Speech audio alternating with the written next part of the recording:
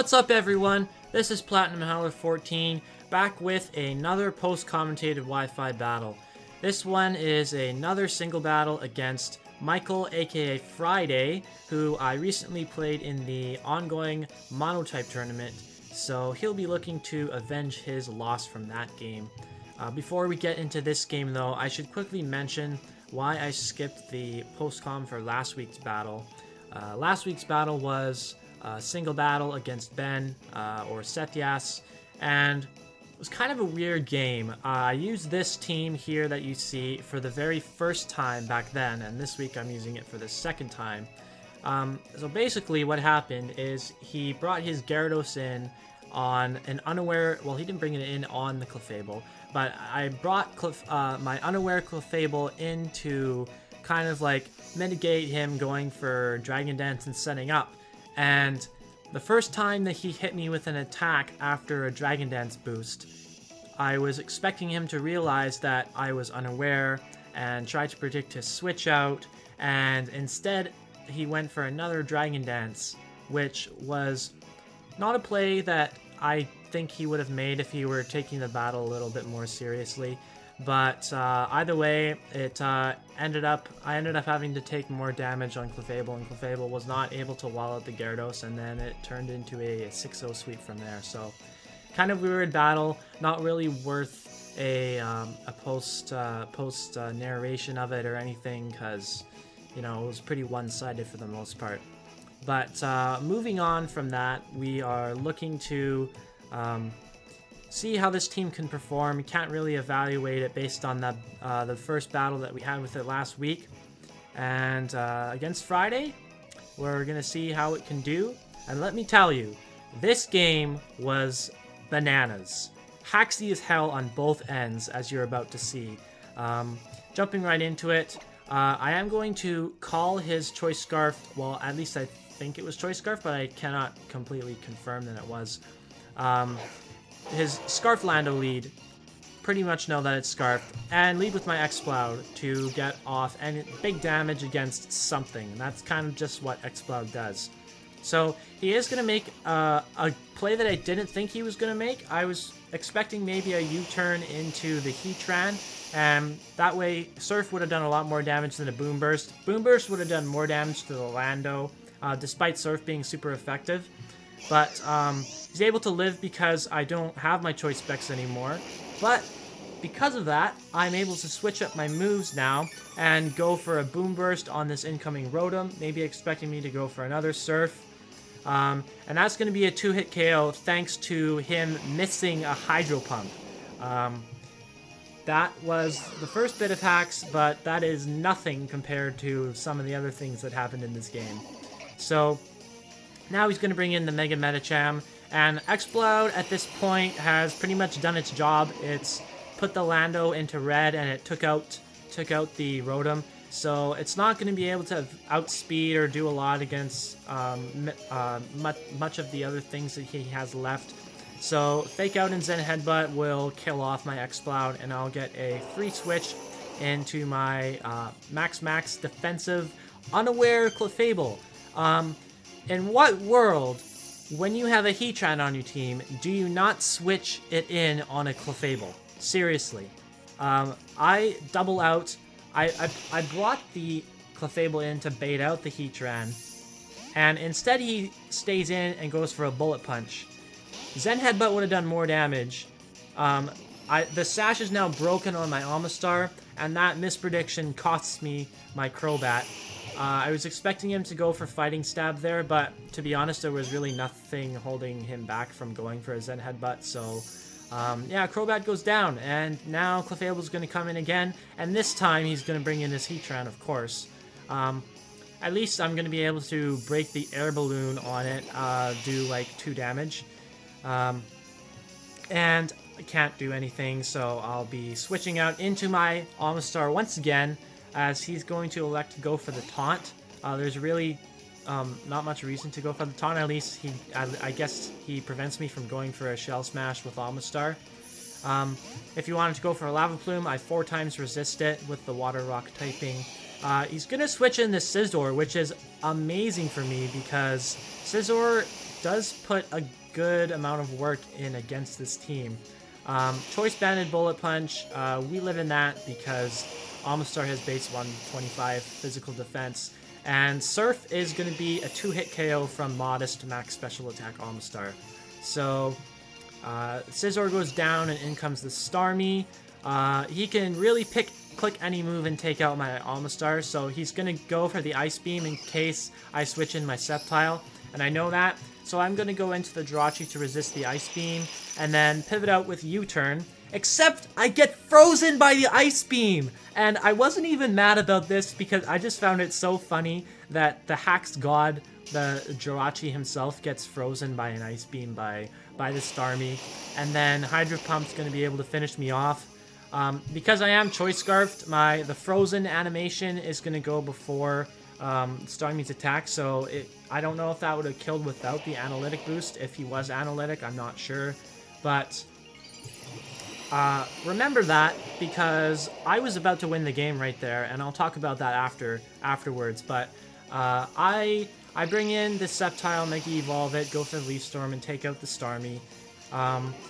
My special attack's going to be cut in half, as he is going to bring in the Medicham, and I don't really feel like taking any fake out Bullet Punch damage from this, so I'm going to decide to fodder off my Amistar, because it's not really going to be doing much for me anymore. Like, I need Clefable and Sceptile together as much HP as possible to give myself the best chance to win this game. So now Clefable's going to come in, and he's going to go right back out into his Heatran. I wasn't about to predict that or anything. I'm just going for the Moonblast, because who knows what he might do. So that's going to do 2 damage once again.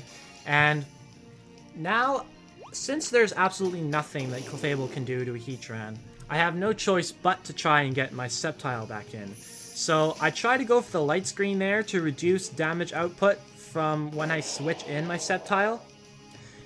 Goes for Taunt, prevents me from doing that. But then he goes for a Toxic, which it was not a good play in my opinion. Especially since I'm a naive Sceptile. Lava Plume would have done hella damage to Sceptile. Potentially burned it so that I wouldn't have been able to kill it with an Earthquake. Speaking of Earthquake, if I switch this in on a Heatran, I probably have Earthquake. So he's going to make the safe play and go out into Lando. That would have been a great play if I didn't predict that. So the Lando goes down, make a really ballsy prediction going for the Dragon Pulse on that turn. And so now the Medicham is going to come right back in, and I can't have this Sceptile taking any more damage. It's going to be my win condition in the end. So Fake Out comes out again. Was his best play. He definitely would have been good for him to go for Fake Out if I did leave my Sceptile in. Otherwise, I probably could have killed him with a Leaf Storm.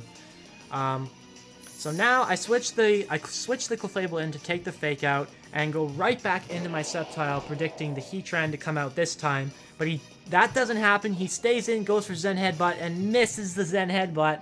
So that 10% chance to miss keeps me alive in this game. That was a very aggressive play that I probably didn't need to make in the long run, but Leaf Storm on the in case he wanted to leave in the Medicham. He's not. He's going to bring in the Heatran. So back on why I decided to doubling out into Sceptile there, predicting Heatran was not a very good play on my part. Maybe he thought that I didn't actually have Earthquake on the Sceptile, and that when I brought it in on it initially, I was just bluffing. So he probably thought that Heatran could take the game home for him in the long run. So that probably explains why he didn't switch out into Heatran there. That Fake Out, I was at 64 HP. He gets a crit to take me out. I'm thinking that Clefable can maybe 1v1 the Medicham anyway. Zen Headbutt is going to do so much damage, and now I just need to pray that this Moonblast takes it out. But he lives on 8 HP, and he's going to be able to take out my Clefable with a second Zen Headbutt, he did go for the Zen Headbutt and had risked the 10% chance to miss. Bullet Punch probably would have been enough to take me out, but either way, he is going to take the match. A very, very close 1-0. Hacks on both ends, as I mentioned. Rehashing all the hacks. The Hydro Pump miss on his end from the Rotom on the Exploud allowed me to take out the Rotom. And he also missed the Zen Headbutt with his Medicham on Sceptile that would have basically sealed up the game right then and there. And also, he froze my Jirachi with the Ice Beam from Starmie. So now coming back to that, what I was about to do with that Starmie there is I was bringing in the Jirachi just to get some U-turn damage off on the Starmie. Probably wouldn't have taken it out, but I just needed that little bit of damage. Then I would have switched out into most likely Clefable and probably foddered that off. And really hoping that the Starmie would have been able to live after U-turn damage and Life Orb damage from taking out the Clefable, hopefully. Then I go back into Jirachi and use Healing Wish. Healing Wish up my Amistar, back to full HP, with Focus Sash still intact, Shell Smash, and proceed to put a huge hole into his team. His best way to deal with that, with a Shell Smashing Amistar at that point, would have been able to, or would have been switching the Medicham in and out for Fake Out damage. I would have been at -1 defense, so Fake Out plus Bullet Punch would have been doing a lot more. So he would have needed to continuously like sack things off to the Amistar until he could get me in range where Fake Out and Bullet Punch would have been able to take me out. So that if I were able to pull that off, I probably would have been in a much better position later in the game and been able to win it. But even at the stage where the game was at the end there, I still should have been able to win that game. I made a huge mistake leaving in my Sceptile to die to the crit Fake Out from Medicham. I was at 64 HP after taking a toxic damage from previous turn. So what I should have done was go out into my Clefable and let him kill my Clefable. Probably wouldn't have been able to do so in one shot. I would have been able to get big damage off with Moonblast, but if he crit me or something and took me out, then I could still go back into Sceptile at 64 HP, and a Bullet Punch from that range, if he was adamant and he got a max roll, would have still left me at 1 HP with Sceptile. And Leaf Storm in return was a guaranteed OHKO on the Medicham. So that is me really underestimating Sceptile's power and me choking the end game a little bit. There were several ways that I could have won that battle, but in the end, Fryday takes the win, very close 1-0. I'm not going to worry about it too much because that was a very enjoyable game. I had a lot of fun with that, especially since the day I had that battle was kind of a rough day for me, so that lifted my spirits. That was a really fun battle for sure. So that's going to be it for this battle, and next week I believe is going to be the special event week, and I think it's going to be against either Ben Sethias, who we got swept by last week, or Custos, depending on the outcome of their match. I believe, actually know the outcome of the match. Custos won that, so I don't know how that's going to affect the standings and who I would then play. Hopefully it will be Custos, just because I want to use this team again, and I just used this team against Ben like a week ago. So whatever happens. We'll come back. We'll be back next week for the post-com of that battle, unless it's another 6-0 sweep by a Gyarados. But until then, we'll see you guys next time.